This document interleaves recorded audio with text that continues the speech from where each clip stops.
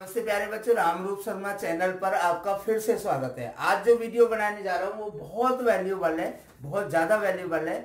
मैंने कुछ ऐसा महसूस किया है बच्चों के कमेंट से कि बच्चे चाहते हैं कि एक पूरा सैंपल पेपर मैं अपनी तरफ से दूं। तो मैंने बहुत तैयारी के साथ, बहुत कोशिश करके, बहुत बैलेंस करके एक पेपर बनाने की कोशिश की है। और मैं उम्मीद करता हूं कि ये पेपर या इस तरीके का पेपर, इसी टाइप के क्वेश्चन, इसी लेवल के क्वेश्चन, इसी स्टैंडर्ड के क्वेश्चन आपके एग्जाम में मार्च में 7 मार्च को मिल सकते हैं। लेकिन ये बात जरूर ध्यान रखना कि ये कहना बिल्कुल पूरी तरीके से गलत होगा कि यही आएंगे, इसके जैसे आने के पूरे पूरे चांस होंगे। हाँ, चैनल को सब्सक्राइब जरूर कर दीजिए और अपने दोस्तों को भी बता दीजिए कि देखिए ये पेपर, इस तरीके के पेपर की तैयारी आप जरूर करें। इस टाइप के क्वेश्चन आप 2-2, 4-4, 6-6 जरूर करें। इससे पहले हम कई सारी वीडियो बड़ी अच्छी अच्छी अपलोड कर चुके हैं कि पढ़ाई का प्लान कैसे बनाएंगे, किस तरीके से कौन चैप्टर की तैयारी करेंगे। तो चैनल को सब्सक्राइब करिए और शेयर जरूर करिए। कम से कम 20, 25, 30, 40, 50, 100 बच्चों के लिए आप शेयर करेंगे, सभी को फायदा होगा। मैं क्वेश्चन बता रहा हूं, आपको पता होगा कि 30 क्वेश्चन होंगे मैथ्स के पेपर में और 4 सेक्शन में मैथ्स का पेपर डिवाइड होगा। पहला और दूसरा सेक्शन मैं पहले डिस्कस कर रहा हूं। पहला सेक्शन ए है, 6 क्वेश्चन होंगे। हर एक क्वेश्चन का वेटेज 1 मार्क का होगा। तो 1 मार्क का मतलब है शॉर्ट आंसर टाइप होंगे। तो क्वेश्चन जो है वो है, how many decimal places this will terminate.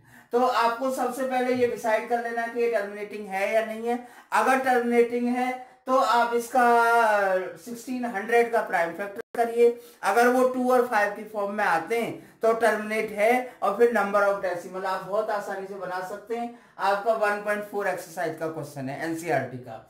NCERT के बेस पर ही आपका पूरा क्वेश्चन पेपर होगा। लेकिन मैथमेटिक्स में थोड़ा सा एक्स्ट्रा करने की जरूरत यूं होती है ताकि आपको वहां कॉन्फिडेंस बना रहे और फास्ट आपसे आंसर होंगे। दूसरा जो क्वेश्चन मैंने रखा है वो है, find the positive root of this. Chapter 4 का क्वेश्चन है। अगर आप इसे दोनों साइड का स्क्वायर कर लेंगे तो 3x स्क्वायर हो जाएगा 81 माइनस 6 और 3x स्क्वायर 75 हो जाएगा, x स्क्वायर 25 हो जाएगा और x की वैल्यू प्लस और 5 होगी। क्योंकि पॉजिटिव रूट पूछा है इसलिए 5 आंसर आपका आ जाएगा। नेक्स्ट जो क्वेश्चन है वो मैंने एपी से रखा है, 5th term from the end of AP. देखिए एक चीज का जरूर ध्यान रखना कि मैथमेटिक्स का पेपर करें या किसी भी सब्जेक्ट का पेपर करें, लेकिन मैथमेटिक्स के पेपर में स्पेशली आपको क्वेश्चन को बहुत ध्यान से पढ़ना है। आप रिदम में या जल्दबाजी में पेपर ना पढ़े। यहां पर लिखा हुआ है from the end of AP, मतलब ये ए होगा और जब डी निकालेंगे तो 14 माइनस 11 होगा, 11 माइनस 14 नहीं होगा। तो आप 5th टर्म मतलब A5 आप यहां से बहुत आसानी से निकाल लेंगे। अब जो नेक्स्ट क्वेश्चन रखा है वो मैंने रखा है चैप्टर 7 से, कि एक आइसोसेलेस ट्राइंगल है और आइसोसेलेस के साथ भी राइट ट्राइंगल है। फिर मैं आपको उसी बात को दोहरा रहा हूं कि क्वेश्चन को बहुत ध्यान से कम 2 बार पढ़े। उसका हाइपोटेन्यूज दिया हुआ है। अगर किसी ट्राइंगल का हाइपोटेन्यूज दिया हुआ है 5√2, तो क्योंकि ये आइसोसेलेस भी है और राइट एंगल ट्राइंगल भी है, इसका मतलब दोनों साइड इक्वल होंगी। आप पाइथागोरस की हेल्प से x की वैल्यू निकाल सकते हैं। नेक्स्ट जो क्वेश्चन रखा है वो मैंने चैप्टर 8 से रखा है, खासतौर पे 8.3 से क्वेश्चन रखा है। cos 40 प्लस एक्स साइन 30 के इक्वल है, यानी कि cos 40 प्लस एक्स cos 60 के इक्वल है। आप समझते होंगे जो साइन 30 की वैल्यू होती है वो cos 60 की वैल्यू होती है। cos से cos कंपेरिजन में चला जाएगा, 40 प्लस एक्स 60 के इक्वल हो जाएगा, x की वैल्यू 20 आसानी से आप आ सकती है। नेक्स्ट जो क्वेश्चन है, क्वेश्चन नंबर 6 है, वो मैंने रखा है चैप्टर 7 से। ये चैप्टर 4th जो क्वेश्चन था वो चैप्टर 6 से था।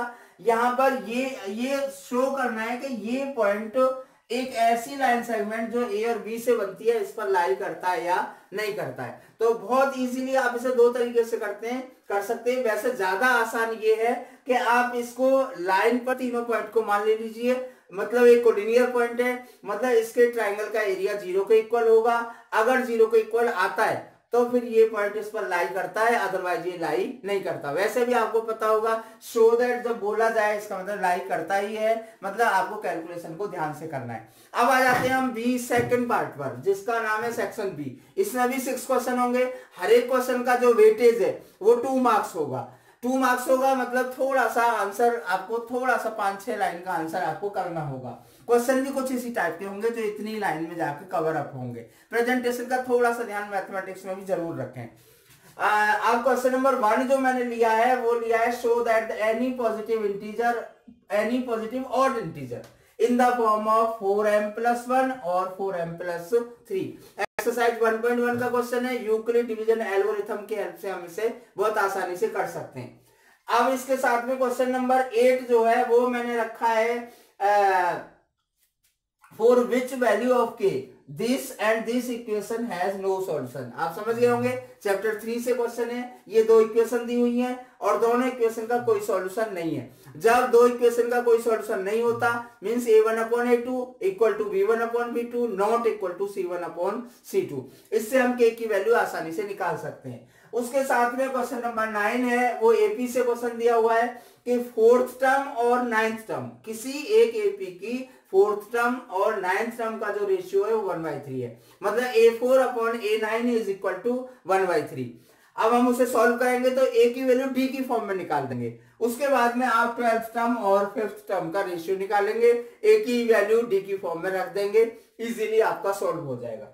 क्वेश्चन नंबर 10 जो है वो मैंने प्रोबेबिलिटी से रखा है, 10 और 11। आपको पता होगा प्रोबेबिलिटी करीब 4 मार्क्स की आएगी, 2 मार्क्स के बदले 2 क्वेश्चन यहाँ रखने चाहे और हो सकता है ऐसा ही हो।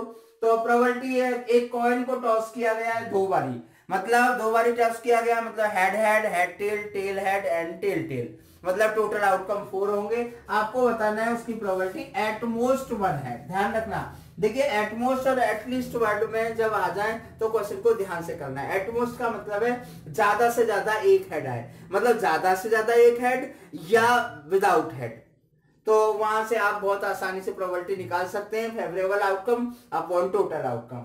नेक्स्ट क्वेश्चन मैंने प्लेइंग कार्ड से रखा है, आपको पता होगा प्लेइंग कार्ड का टोटल आउटकम 52 होता है। हमें neither red card nor queen, तो रेड कार्ड हटा दीजिए, रेड कार्ड अगर हटते हैं तो 26 चाहिए, नहीं चाहिए हमें, ठीक है ना, और 2 क्वीन नहीं चाहिए क्योंकि 2 क्वीन उसी में आ जाती हैं, तो ये फेवरेबल आउटकम अपन टोटल आउटकम से सॉल्व कर लेंगे। लास्ट जो क्वेश्चन रखा है मैंने चैप्टर 7 से रखा है, खासतौर पे चैप्टर 7.1 से रखा है एक्सरसाइज से। वहां पर एक पॉइंट है एक्स एक्सिस पर, ध्यान रखना है जब भी कोई पॉइंट एक्स एक्सिस पर होता है तो उसके कोऑर्डिनेट x,0 होते हैं। ये पॉइंट इससे और इससे इक्वल डिस्टेंस पर है। अगर मैं इस पॉइंट को a मानूं, इस पॉइंट को b मानूं, तो PA इक्वल टू PB की हेल्प से आप x की वैल्यू निकाल सकते हैं और उसके कोऑर्डिनेट बता सकते हैं। अब हम आते हैं सेक्शन C पर, जिसमें 10 क्वेश्चन होंगे।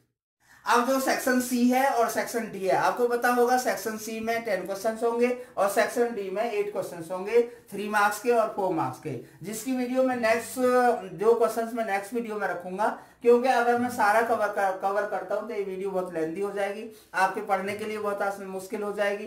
तो कल आपको ये वीडियो जरूर मिलेगी, आपको अपलोड हो जाएगी कल तक, और उसे आप जरूर देखते रहिए। ध्यान रखिए, वीडियो को शेयर जरूर करें, सभी बच्चों को फायदा हो, सब्सक्राइब भी करते रहें। मुझे सब्सक्राइब की आपके की बहुत ज्यादा जरूरत है। Thank you very much, all the very best.